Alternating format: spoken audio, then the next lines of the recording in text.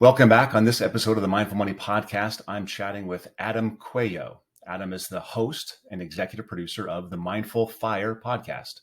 It's a show about crafting a life you love and making work optional using the tools of mindfulness, envisioning, and financial independence. You can see why we're going to get along. He's also a father, husband, entrepreneur, speaker, and facilitator. And for the last 12 years, he's worked in sales at Google, where he has an additional role teaching mindfulness to Googlers all over the world. He's taught to about 2,500 of them already.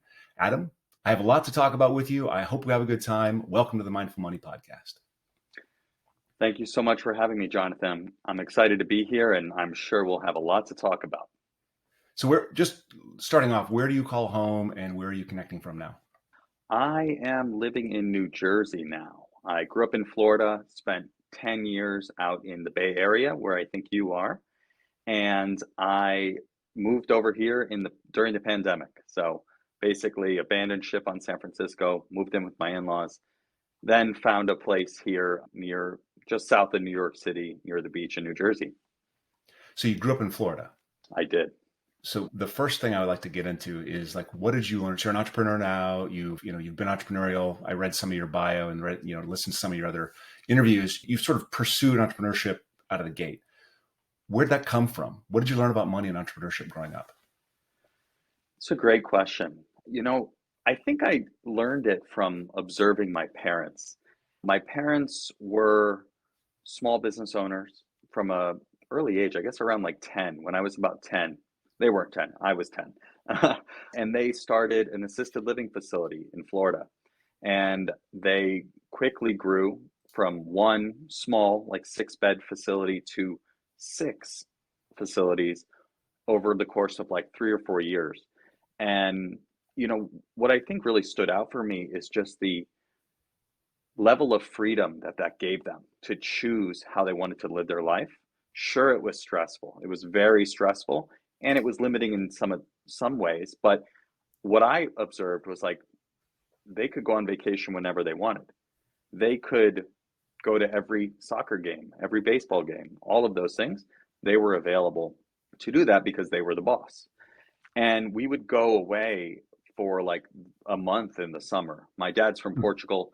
We were able to go and visit his family and then, pop over to Italy or France or something and do a trip like that. I'd say every other year. But instead of going, typically people would go for like 2 weeks or a week or something. We could go for like a month and stay with family and just have this amazing experience. And that always stood out to me as kind of a side effect or a benefit of having their own business. So I think that's kind of what started it for me. And then just dabbling in projects, and I really enjoyed making money, making money and kind of owning my own destiny and stuff like that. So, yeah. Did any of your peers, when you were 10 and through that sort of growing up, middle school, high school period, were their parents working, or did they have their own businesses? And did you have any friends that had a similar circumstance? I don't think so. No one comes to mind. I think everyone's parents just kind of had traditional jobs. Yeah. So I think it was a little bit unique. So the idea, the month off, that was unique. The ability to do that in the summer was unique. For sure. Yeah. That stood out to me at the time and afterwards and still today. So you mentioned that, it came with some flexibility, but some other things were costs. Can you mention the other side of that, what you experienced as a kid? Yeah, I think just stress, right? Just stress of the type of business, right? The taking care of people's lives, right? And loved ones. There's a lot of stress with that. And just with the staff, I remember a lot of challenges, the staff getting good people, keeping good people, things like that. Yeah, those are the main ones that I remember. But it's interesting that on net, from 10 to 18, you see this happening and you see there's positives, there's negatives, but on net, it's a huge positive. The whole experience of running your own business and being an entrepreneur is positive. Definitely. Yeah. Did you experience any, what's your money origin story? Where did you start thinking about money? Yeah, that's a great question, and one that I've explored to some degree. I mean, certainly on the podcast, I talk about it and kind of reflect on it. But the big part of my money story is around scarcity. And, I'd like to think of myself as frugal. I do cross the line into cheap land sometimes, oftentimes, if you ask my wife. But I'm working through that. And, I think one of the things I've realized is that just a real hesitancy to invest in myself, in my projects, in my entrepreneurial endeavors, in education for myself, things like that. That's kind of been a glaring thing in my life recently. And I've been working actively on kind of going against that and learning why that is. And so to get to your question of like, what is the origin of that? In addition to that business, my dad had a lot of like failed businesses, I should Mm. say. Yeah. So some like, I don't know if they were MLM sort of things or what they were, multi-level marketing, that is, investing in real estate in foreign countries, various things like that, where I saw him taking taking these initiatives, investing money that they worked hard to earn in them, and then them not going well, and importantly, the conflict that caused with my parents. I can Mm. picture moments where they were fighting and yelling about that. And that I think is why I'm so hesitant to spend money on myself, investing in myself and my projects. And so I think that's kind of the biggest thing for me and probably kind of affects the other just general scarcity mindset that I've come up with and I'm trying to kind of combat. Yeah, I was in my father's Amway downline. Oh, nice. So So you're familiar. I I know exactly. Yeah. I personally have been involved with, a few. My dad was involved with many, similar little project kind of side businesses that seem to fail. The difference in my life is we didn't have the one that was really successful. It wasn't until I was like 15 that my dad got a job elsewhere where we finally had an income stream. It was Mm. pretty nuts. So you see your parents fighting about these kinds of things. Honey, why did you invest in this thing and it failed? And I totally understand that. I saw that myself many times. Did that inform your dating life? And did that inform who you married? And have you actually worked through some of that? If you haven't, we don't have to go into it, but I'm curious if that informs how you deal with your partner. I wouldn't say that it informed who I dated or ended up marrying. I would say that it's definitely top of mind for me in how we interact about money. Mhm. And certainly there's more that we could do to improve communication and regular conversations and all that. But ultimately, you know, at the crux of it, my mom was not involved in the finances, still Right. isn't involved. And I get a call from her once a year being like, your father did this. You need to talk to him. I'm like, why don't you talk to him? Like, I don't know. And so for me, it's really important that my wife is fully on board, understanding, educated, and able to manage it independent of me, right? Right. One, for our general well being. But if I get hit by a bus, she needs to know what we have, how it works, what to do, so that she's not preyed upon by someone who doesn't have her best interest at heart. Does she listen to your podcast? Sometimes, Okay. That's a win right there. That's better than yeah, mine. sometimes, yeah, that's a Yeah. hopeful sometimes. Yeah. I totally get it. I want to get into Mindful Fire and your work at Google, but before we get there, just give us your arc. Like, how did you get to being a salesperson at Google, running Mindful Fire, and sort of coaching in this space? Yeah, it's a long and bumpy journey, that's for sure. But, ultimately, the thing that I find interesting when I reflect on my journey is this idea around envisioning has been so core to everything that I've done. And most of the time, I was completely unaware of it. Hmm. And it's kind of a double-edged sword. So the long and short of it is that I learned about envisioning the hard way. I ultimately almost envisioned myself out of a job at Google, my dream job at Google. And that was because the story that I was telling myself was not useful. And envisioning in my mind is all about how the stories that we tell ourselves create our reality because of a couple of aspects of how our brain works. This is happening all the time, whether we're aware of it or not. And for the longest time, I was totally unaware of it. And so the thing that I find funny is I almost envisioned myself out of a job. And then it was also envisioning that kind of helped me through that. And we can go into that if you like, but it's what helped me through that difficult time and resulted in this whole new chapter of my life where I became a mindfulness facilitator and started facilitating programs at Google and designing my own programs. And then the podcast came about as a way to really figure out, like, okay, I'm exploring and on the path to financial independence. Why? What am I actually building towards? What do I want my life to look like afterwards? And the podcast was a way for me to kind of have conversations and learn and try and experiment with what I might want to do afterwards. So that's a long answer, but envisioning was kind of core to that whole thing. Going way back to even how I ended up at Google is I was working on a startup before I left in college and after college. It was called CitySync, and it was all about making plans with your friends more easily and seeing what was going on in the college town, right? So, but I was doing that, so I wasn't looking for a job at the end of college, right? I was not even going to the career fairs or anything like that. And I had this in my mind. I would, I want to be an entrepreneur. I want to go out to San Francisco. I want to work in the tech scene. I want to start my own company.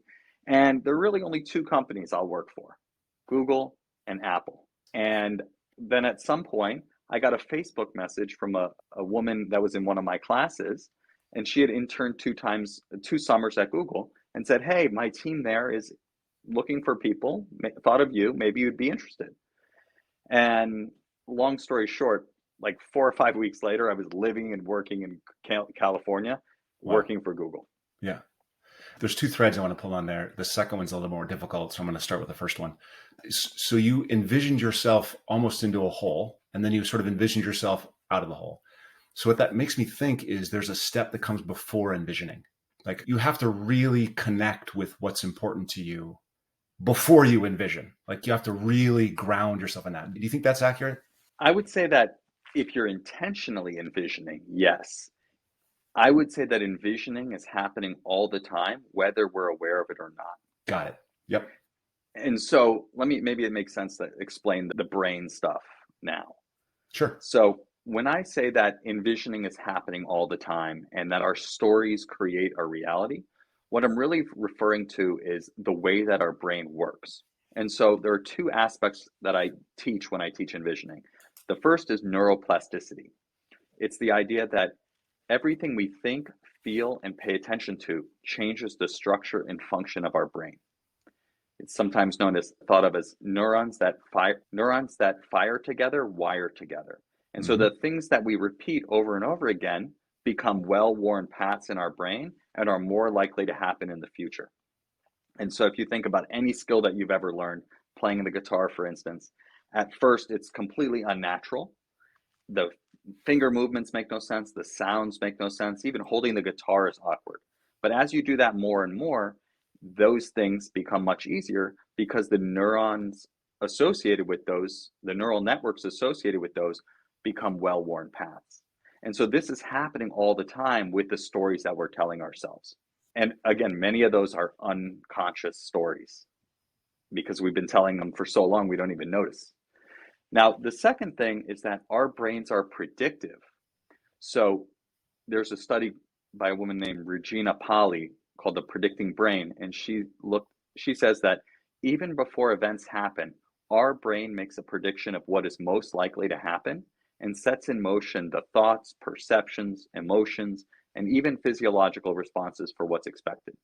Yep. She goes on to say, in a sense, we learn from the past what to predict for the future and then live the future we expect.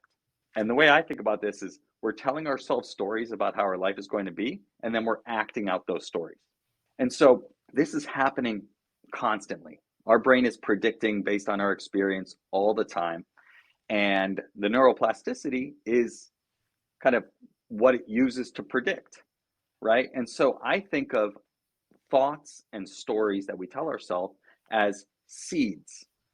Every thought is a seed that I'm planting. Every time I pay attention to it, I'm planting it and watering it, and that's what's going to grow. And so for me, for the longest time, I was completely unaware of the seeds that I was planting, and they were not very, very nice, and they were not very useful. And that's what got me into that scenario where I basically envisioned myself out of a job, came within 30 days to being shown the door at Google. And that's when I realized, so back to your question, that's when I realized I brought the awareness into it, right? That's when I had the awareness of what I'm doing is not working. I need to choose something different. And that's when I started intentionally choosing a new story, practicing that story, and ultimately ending that 30 days with not one, but two job offers, one internal to Google, one external. And I chose to stay at Google. And from there, it was off to the races once I saw, like, wow, this actually works. And I can use this in all sorts of ways. I still have this question in my pocket that I want to get to, but there's something that I need to react to or respond to. So you use the phrasing seeds. Have you ever, you must have run across bijas, No. Bijas. So bijas are the seeds of karma in the Buddhist tradition. So it makes me wonder, where were you introduced to mindfulness, and where did you start practicing meditation? Yeah, I haven't heard that term specifically before, surprisingly. But my introduction to mindfulness was when I was through a friend at Google. A company he worked for was acquired and kind of merged in with my team. And I was having a conversation with him, complaining. There was a lot of complaining before I had more awareness of the stories I was telling myself. There was a lot of complaining. And I was complaining about how I had to commute an hour and a half to 2 hours from San Francisco to Mountain View on the very nice shuttle bus that Google provided with internet. So even still, it was a long journey. And he's like, okay, you don't like that? You should try meditating. You have all this time, try meditating. And I was like, what are you talking about, dude? I've never heard of meditating. I don't know what you're talking about. And he's hit me with a sales pitch. He's like, dude, you got to try it. Makes me a better father, better husband, better at work. And I like cut him off. I thought he was trying to sell me a timeshare or something. I was like, dude, this is too much, man. Like, but I had all this time to kill. So I gave it a shot. 3 weeks in, one thing was very clear, and it wasn't my mind. I realized that I was terrible at meditating. My mind was all over the place. I was distracted constantly. And I gave up. I stopped. I said, this is not for me. And fortunately, I ran into him again a few months later. He doubled down on the sales pitch. And I kind of realized around that time, like, oh, wait, that's normal. That is what the mind does. And I also went to a retreat around that same time. And this wasn't one of those 10-day silent retreats. This one was more of a Groupon that I bought for my wife for Valentine's Day, if I'm being honest. Got it. But it was up in Sonoma, a place called Ratnaling. It's like a Tibetan Buddhist retreat center. It's beautiful. And there I was able to learn the practice formally, and that thoughts are normal. They're a normal part of the human experience. And so it's not a bad thing that my mind is wandering. It is just what is, and how I react to it is more important. Yep. So from there, I kind of really I've basically been meditating since then, about 10 years ago at this point. And that's when I started to become aware of this inner dialogue, this inner critic that was just not very nice, to put it mildly. And we all have that. I was going to interrupt when you said I was terrible at meditating. I wanted to jump in and interrupt and say, no. I'm glad that came full circle in that story. Otherwise I was going to be freaking out. I probably wouldn't have a mindfulness-based podcast if I had given up for good at that point, right? I had faith. I mean, that's absolutely the most common thing I hear when I teach it at Google, when I teach it outside, anytime I talk to somebody about it. I tried it. I was bad at it. My mind was all over the place. I was sure I was doing it wrong. And, that's just the most common thing that I hear. And I think it's pretty easy to, explain. I've gotten good at explaining that is actually just the practice. It's not about having no thoughts, having a clear mind. It's impossible to have a clear mind. Yeah. Like we never have a clear mind. I am 25 years in, and it's rare for me to have a moment of clarity. Sure. So you're introduced to mindfulness by a friend at work. You go to it sounds like a Tibetan monastery, and you do a little retreat up there. Is that what you use in your teaching? Or have you also got some training at particular schools? Did you take MBSR, teaching certifications? So what is the process you went into to actually be able to, provide the service at Google and beyond? Yeah, so my general teachings are very secular, so it's not Tibetan Buddhism, or it's really comes out of the training that I had at Google. I was trained in as a search inside yourself facilitator. Search Inside Yourself is a program that teaches emotional intelligence and leadership skills through mindfulness. Yep. And it was developed at Google and now is available kind of worldwide through an institute called SILI, Search Inside Yourself Leadership Institute. That's right in your neck of the woods there. And so that's really where I was taught how to facilitate and teach mindfulness to people. And so it's very secular in that program because Google engineers tend to have a lot of questions about things that are a little more esoteric. So they keep it very practical, very based on the science. And that's been my approach with everything, including envisioning, right? I don't talk about vibe or manifesting or anything like that. Not that there's anything wrong with it. It's just not the way that I resonate with the concept. And I think a lot of people are turned off by that. Same thing with Yep. mindfulness and meditation. So I try to keep it very practical, very applicable to their lives and things like that. And so that's kind of where it came from there. And then just a lot of experience doing it and a lot of questions. And from there, kind of here I am. So I want to, and this is not a disagreement. It's very science-based. Secular mindfulness is very science-based. I agree with it. I'm actually taking a 2-year program to become a meditation teacher myself. So I'm on board. But I started with studying Buddhism and studying it, heavily. And I was 3 years, almost 3.5 years in a graduate program, the Tibetan language, reading scripture, but it's the interesting thing about Buddhism to me, and people can challenge me on this and I'm open to that, is it is very practical. When the Buddha was enlightened, he practiced and he did a thing and he experienced a thing. And all he ever says is, try this out and see if it works for you. That's what he says. That's what the teaching is. So there's something very practical, and you can hear the Dalai Lama saying, hey, if Buddhism and science disagrees, believe science. I mean, that's from our lead teacher. Like he's saying science is absolutely the way to go. So there's definitely a basis in that, pre-science, Absolutely. in Buddhist philosophy. Do you get any pushback or do you get any thanks? Because there's a lot of people that come from the Dharma perspective that hear the secular mindfulness conversation kind of say, ugh, and there's people that have no mindfulness background and they're like, mindfulness, ugh. So you got to carve that middle space. And I'm wondering how you've done that and how that's done work for you. A lot of trial and error. A lot of people I've tried talking to that don't want to hear about it.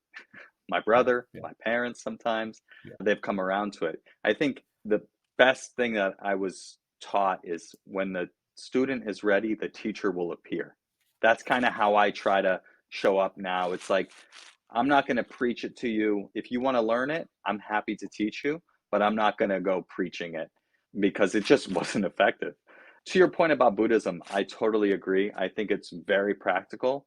I love the idea of practice, this being a practice.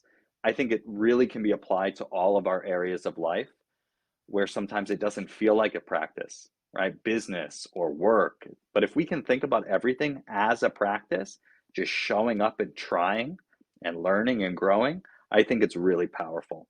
And so, I think Buddhism is very practical. I've learned some about it. I did a 10-day silent retreat eventually in the Essen Goenka kind of style of Vipassana. So I've gone down that road, and I've done another retreat with Jon Kabat-Zinn. Jon Kabat-Zinn is a big influence on me. I took MBSR at Google. So I've kind of dabbled in a lot of different worlds. For me, I just try to keep it very, straightforward.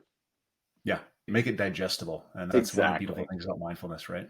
So you just it applies to everything. And so I get this question all the time, Jonathan, what does mindfulness have to do with money? And I'm sure that you've had a similar question. So I'm going to ask you that question, Adam. What does mindfulness have to do with money?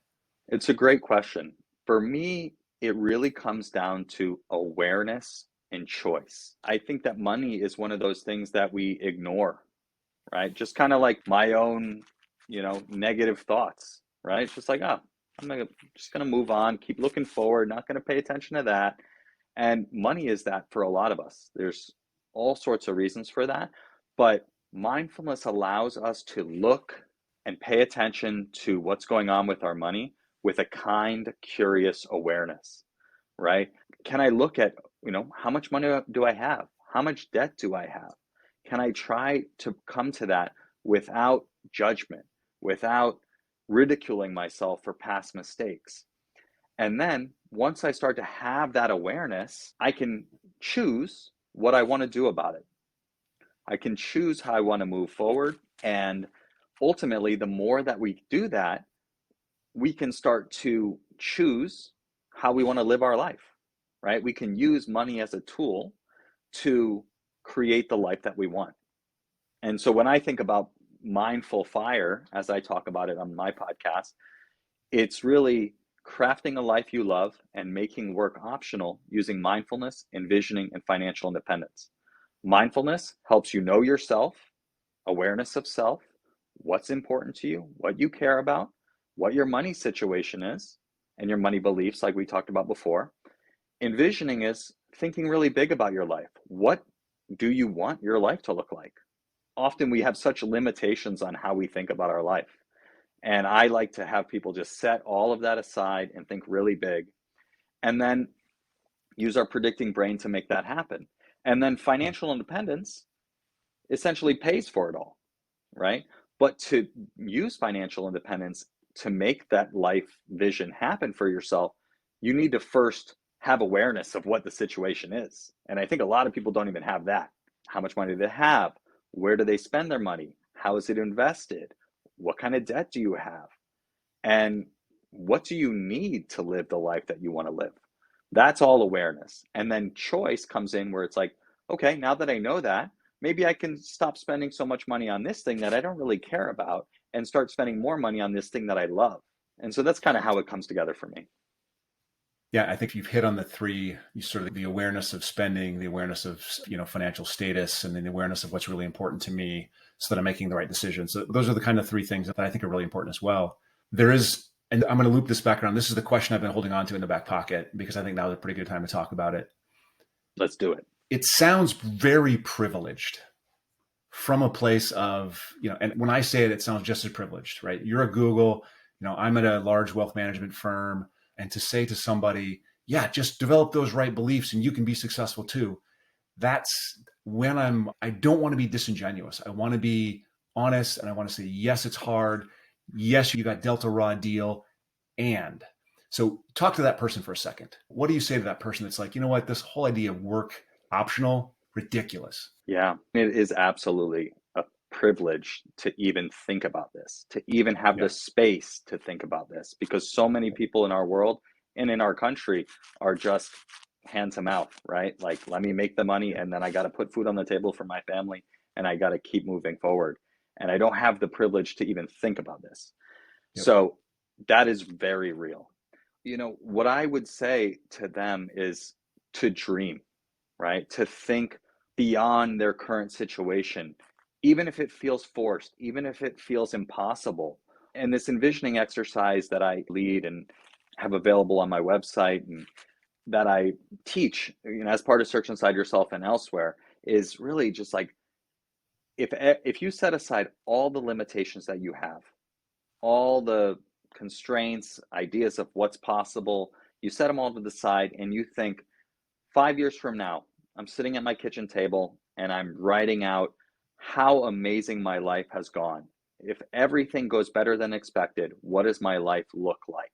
And I suggest that because it doesn't cost anything. It just takes a willingness to be curious and to ask yourself, what do I really want?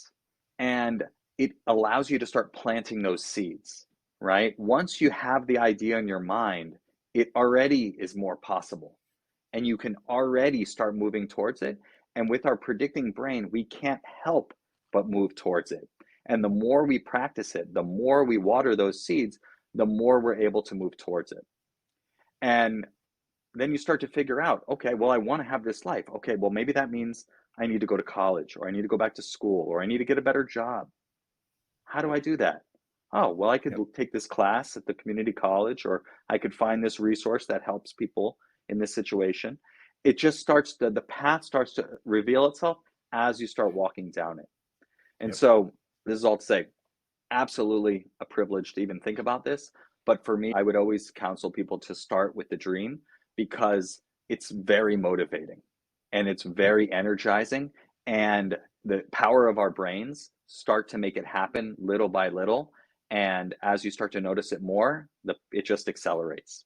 So there's something beautiful about that, acknowledging, yes, I understand it sucks. And the choice is wallowing in the suck or just programming your brain with a little bit of something different, Mm-hmm. right? And just saying, just take the first step. Just take the first step. See what happens. Try it on, right? And I think that where we get to, though, I always get to this point where there was still a lot of luck involved. There's Oh, still, you got to be willing to be lucky as well as put the work in and be, create the vision and make the choices. But then also it's good to have a little luck when you can. absolutely. That is very, very true. And there's a TED Talk that was introduced to recently. The guy's name is Tony Wilkins, and it's called Engineering Serendipity. Maybe you can put a link to it in the show notes. And have you seen it? No, but I have seen it. I haven't watched it. Okay. It was like a lightning bolt for me. It was like, oh my God, this explains my whole life, every, in quotes, success, all the success that I've had has been from just like putting myself out there, putting myself in a situation where something good could happen. And he uses an example of like he was going somewhere and he had used miles and got upgraded to first class, right? And his two kids were still back in coach. So he's like, was going to give it to one of them. And his kid basically was like, oh, I really want to sit up with you. And he went up and he said, oh, tell them what you told me. And said, oh, I'd really like to sit with my dad up in first class. Like, I don't know if there are any extra seats. And they were basically like, yeah, I think we could do that. And they just upgraded both of the kids and they all flew to wherever they were going in first class. And it's just because they asked. I think Yep. so many people are afraid to think of a possibility or put themselves in a situation where they could just ask for what they want. And I think people would be amazed at how often people just say, sure, yeah. Like I joke Yep. when I teach envisioning that like I can't tell you how many times I've gotten free late night pizza by just like going up and being like, is this pizza buy one get one free? And they're like, sure, why not? Here you go. It's like one time they were like closing up and they're like, hey, you want this whole pie? I'm like, Yep. sure, yeah. So it's, Yeah. there's bigger examples than free pizza, but it's big in small ways.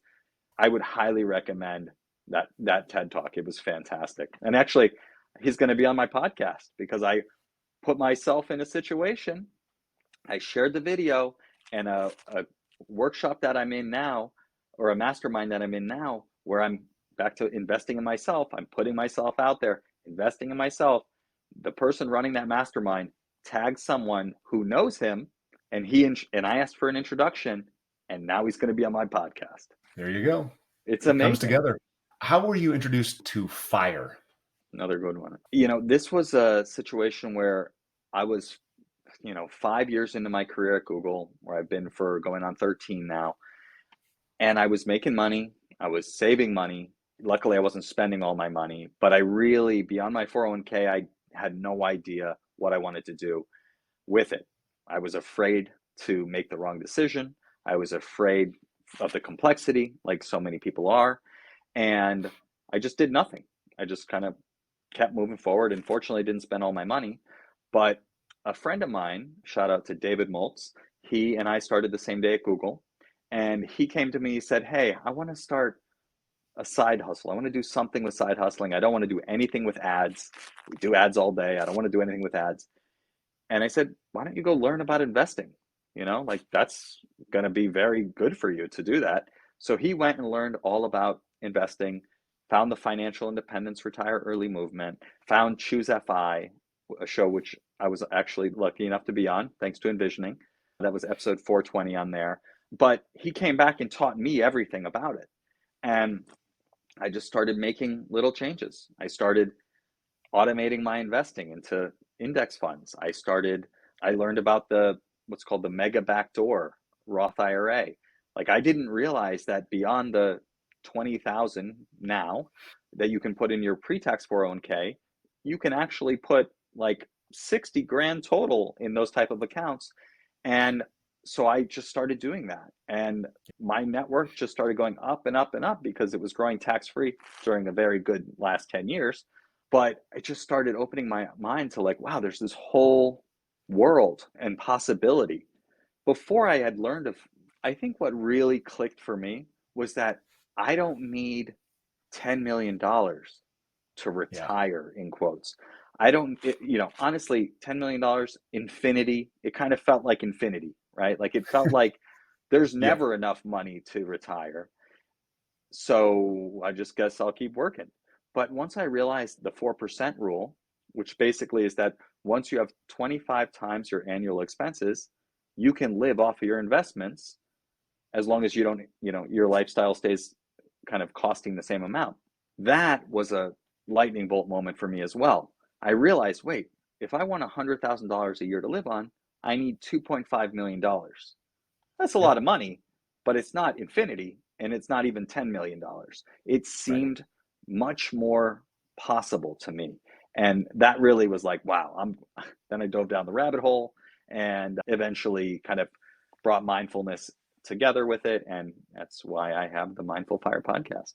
What do you think of the RE part of the fire? I mean, Yeah, I sort of take issue with it. I like FI. I'm all about FI, but RE, same. yeah. Yeah. You know what? I agree completely. It turns people off. They're like, oh, I don't want to, what would I do all day? Like I don't want to sit around doing nothing. Me either. So what I like to, I actually kind of I don't know if I came up with this, I think I did, but I like to think of it as FIRE, financial independence, reprioritize early. That's the way I think about it because, some people, J.L. Collins, who wrote The Simple Path to Wealth, talks about FU money. I love the concept of FU money, right? If you're in a situation where you don't want to be and you have money, you have options. I like to think of it more as reprioritize. So, for instance, for me, it's like I don't need to quit my job to start living the life that I want. I could start, so for me, I started building these facilitation skills. I started teaching workshops. I started designing workshops about envisioning and testing them at Google. Now I'm starting to do that same thing with envisioning for teams and in kind of kicking off offsite meetings with envisioning type things to get people energized and talking and getting creative. And because I have the space and I know like, oh, like maybe they don't want me to do this a lot of time, but like I have this flexibility and this cash pile reserve that it's like, oh, I'm going to try that. And I don't need to quit my job to start living this life.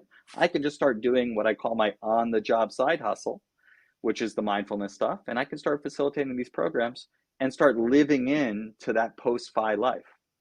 I think the problem for most people is they just don't know what they want.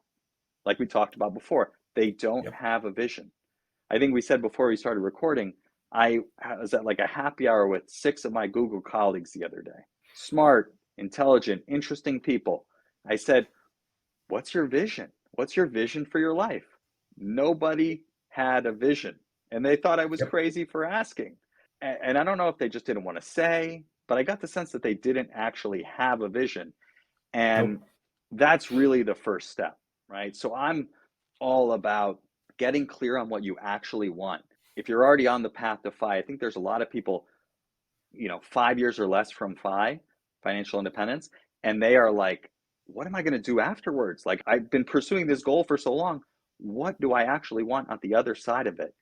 And so I actually am kind of starting to develop a program for people like that where I help them get clear on what they want and use the power of their predicting brain to start planting those seeds and to start bringing that post-fi life into their day-to-day now so they can start trying things and living that life. So when they get there, it's, as one of my guests said, let FI just be a stone you pass on the path of life, Yeah. right? I love it. That's nice. There's just so much. And I want to get to a little something. I want to give you a chance as well. So just in a nutshell, you mentioned a couple of the things that you're teaching, but just walk us through like a program. Like what a company hires you to do the launch of their annual meeting. What does that look like?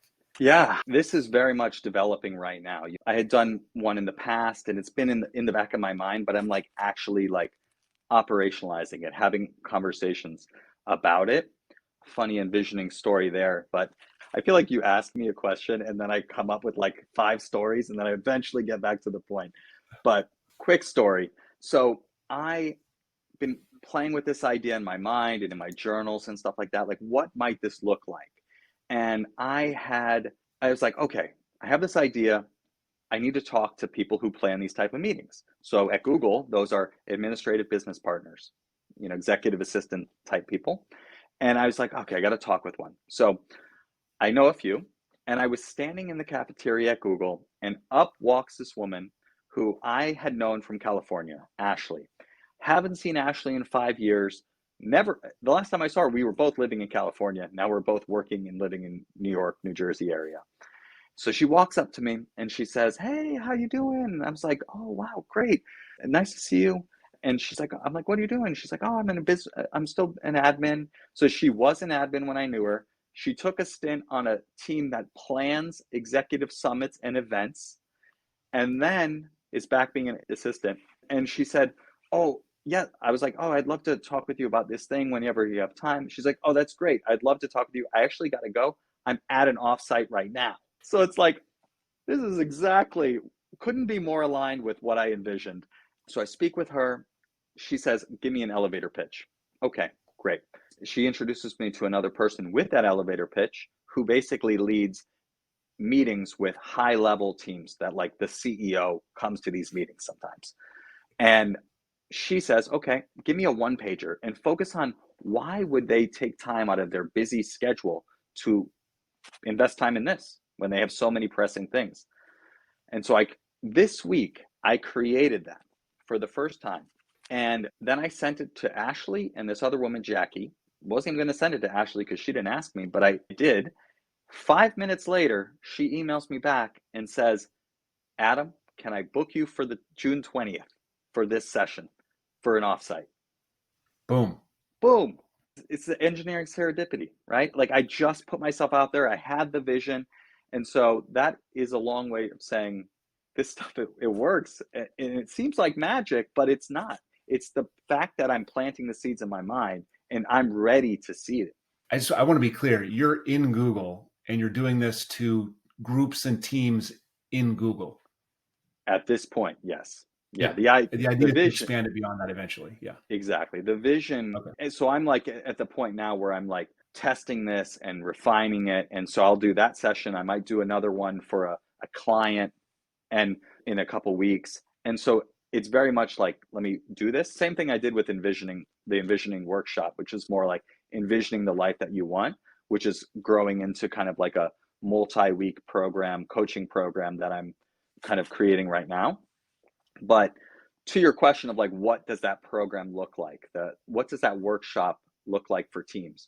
And so imagine a team is, to your question, like has their annual planning meeting, right? Yep. Normally they would just be working, everyone would be like on their laptop. They'd be like, "Okay, we're going to start in 5 minutes. Finish up what you're doing." "Okay, we're going to start." Close the laptop.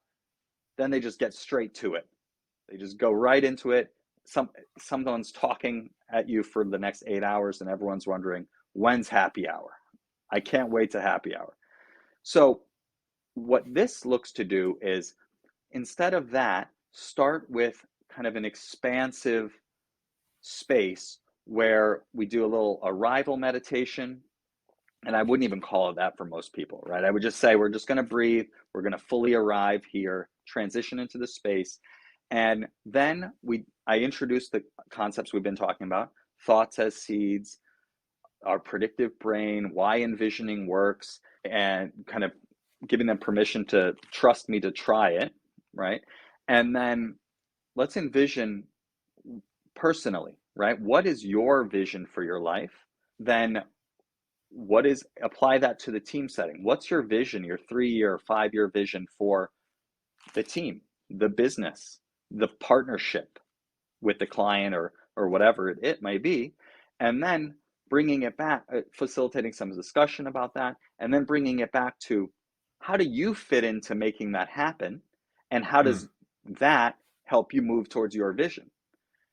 And so the idea is like, instead of starting with just like, someone talking at you, it really brings up the energy, because talking about your vision is very exciting, or thinking about your own vision is very exciting. And it gets conversation, creativity, curiosity, and connection through the roof right away. And so to the question she had me answer of like, why would they invest in this? It's because it's going to up level the entire conversation. The ROI and effectiveness of the entire event is going to be higher, because that energy, that conversation and connection and creativity is going to flow right into the planning and right Right. into the breaks and the meals and the happy hour. So that's what I think.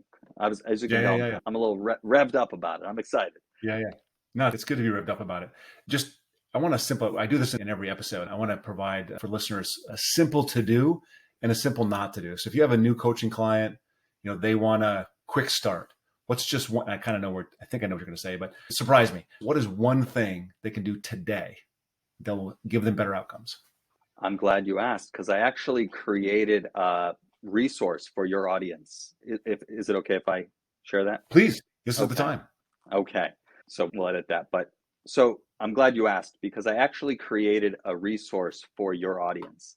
I mentioned before I have like an envisioning guide on my website, but I wanted to simplify that down even further to one question that I would start with if I was trying to get clear on my post-fi life, or the life that I want to create and start living now. And so it's one question. And so I created this guide for that, and people can get that at mindfulfire.org/mindfulmoney. Cool. I'll put that in the show notes for sure. What's one thing that they're likely doing that they should stop? One thing that they should do to stop doing. Yeah. This always catches people off guard. It does. Yeah, Always. what's coming to mind for me, one thing that they should stop doing is being so hard on themselves.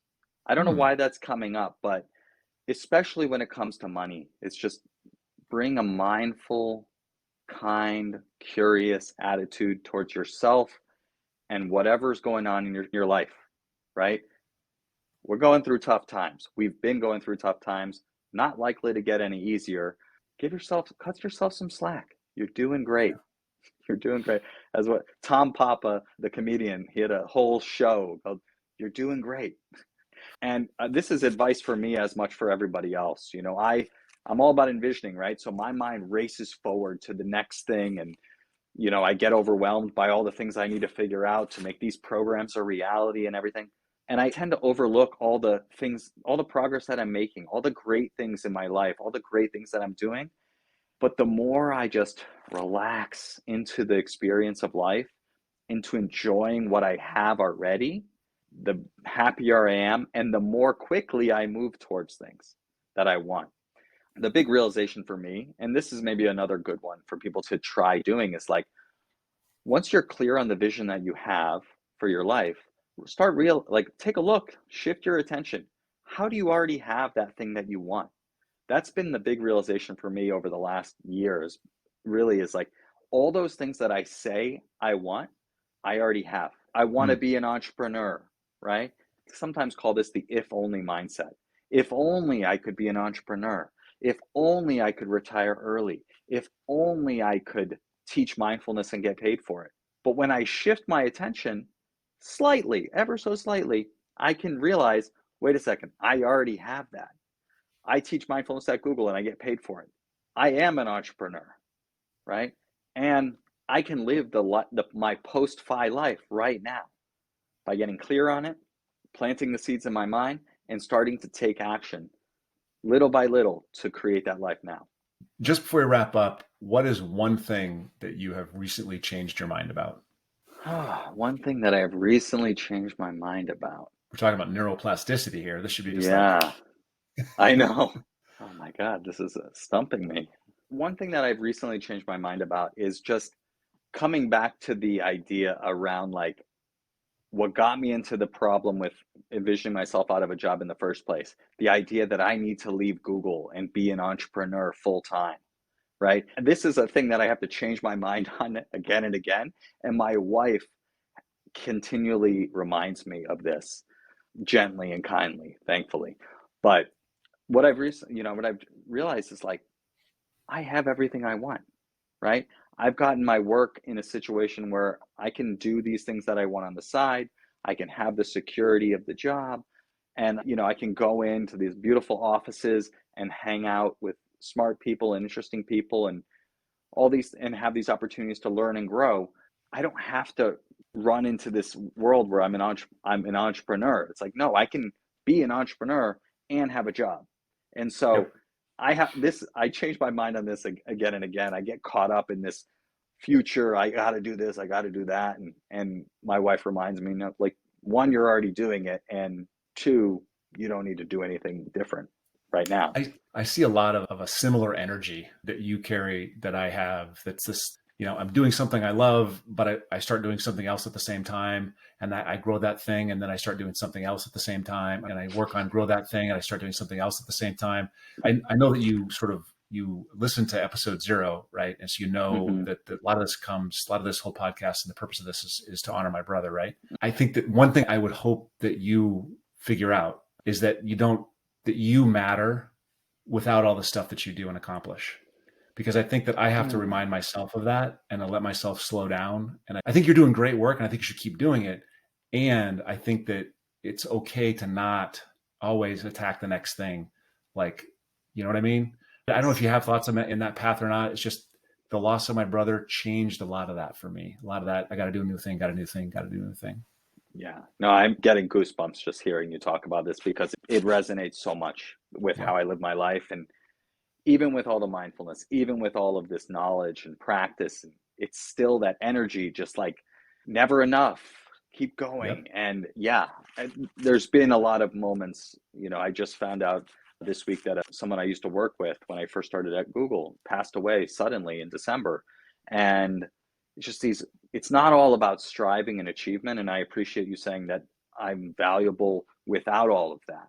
Yeah. And I need to constantly remind myself of that because very achievement oriented, very like, get good grades, get the teacher's praise type of stuff. And it's like, Yep. that's not what it's all about. The achievement is not what it's all about. Just relaxing into life. And I know that the more I do that, the better things go anyways. But the striving is always there. And so I appreciate the reminder. Yeah. How do people connect with you so we can make sure that they can find you? Yeah. So, first off, if anyone is interested in starting to live their post financial independence life, I would invite you to download that guide with the one question I would start with. And you can get that at mindfulfire.org/mindfulmoney. And I'd say the best place to connect with me is on LinkedIn. I post semi regularly there, trying to stay consistent with that, but I love having conversations with people, share content about my mindful fire approach, mindfulness, envisioning, financial independence, crafting a life you love, that kind of stuff. So I would love to have you check me out on LinkedIn. And then, of course, you can find the Mindful Fire podcast wherever you listen to podcasts. And we explore all of this stuff through teachings, guided meditations, and inspiring interviews with people actually living this on a day-to-day basis. Adam, thanks for coming on. I appreciate the time you spent with us, and I look forward to listening to this again. It was my pleasure. I really enjoyed the conversation. You got me thinking, Jonathan, especially there at the end. So thank you for having me and look forward to staying in touch.